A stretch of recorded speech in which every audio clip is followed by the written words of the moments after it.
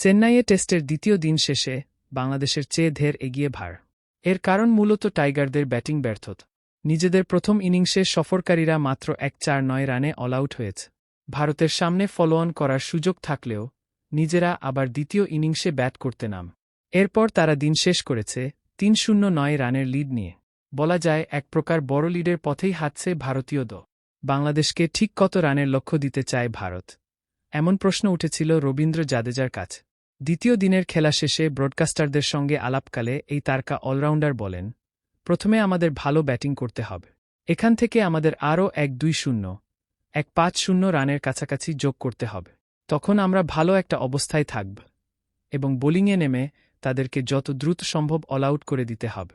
সাধারণত চেপকের উইকেট স্পিনারদের জন্য সহায়ক হলেও চলতি টেস্টে পেসাররা ভালো করেছে। বাংলাদেশের হাসান মাহমুদ ৫ উইকেট নিয়েছেন, ৪ উইকেট শিকার করেছেন ভারতের যশপ্রীত বুমরা। আরও আপডেট ভিডিও পেতে আমার চ্যানেলটি সাবস্ক্রাইব করুন। ধন্যবাদ।